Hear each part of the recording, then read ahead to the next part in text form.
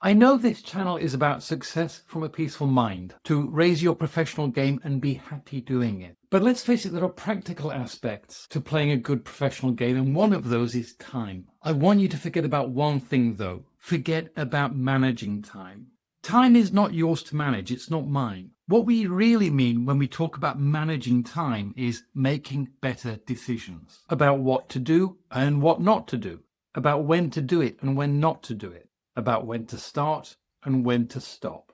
And as it turns out, a clear and peaceful mind is key to making good decisions about those things. So everything on this channel about cultivating a peaceful mind can help.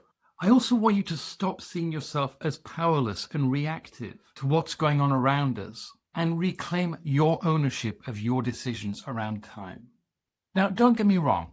We might feel compelled in some of the decisions we have to make about time, but we still need to recognize that those decisions are ours. What I mean by that is I might feel like I have no choice about doing my tax return on a particular weekend because of a deadline with a financial penalty. But it's still my choice. I could choose the financial penalty. If I don't, that's still me deciding that I won't, and I can own that decision. So what's killing our ability to make better decisions? Maybe you're taking too much work on and not being realistic with yourself or protecting your boundaries. Maybe you're constantly getting interrupted and constantly switching tasks so nothing actually gets done. Maybe you're constantly fighting fires. Maybe you just don't know how to get started, or the thought of the task makes you feel uncomfortable, so you kick it down the road. Maybe you're a perfectionist and spend too much time polishing your work, getting stuck in the unproductive end of the 80-20 rule, which predicts that 80% of the value of any work comes in the first 20% of the effort spent on it, and the remaining 80% of the effort yields only 20% more. Sometimes we have to learn to be satisfied that good enough is good enough. Maybe your schedule is a mess because you don't take the time to do your personal housekeeping. So where do we start? I suggest you start by observing where your time is being spent, and perhaps more importantly, what passions might be behind that. Let me explain. If, for example, you notice you keep being distracted from your own goals because you keep seeing people who need rescuing in some way, maybe you've learned a passion for rescue, a rescue addiction, you might say. If you're constantly firefighting, maybe you've learned an urgency addiction.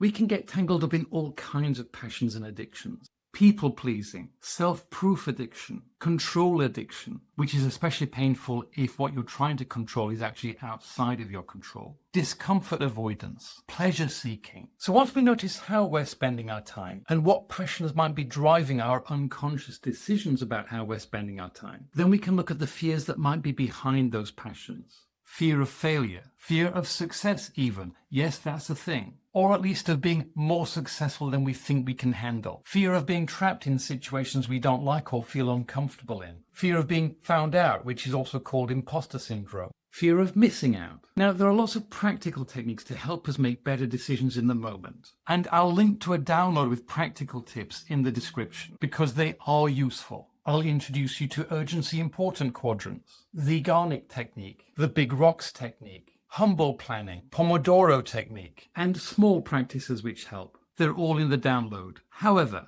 while they help, what I want to focus on in this video is something that runs deeper than what the practical tools address. That is, those passions and compulsions which drive our unconscious decisions, and the fears that fuel them. Because freedom from those is what will put us back in control of how we're using our time.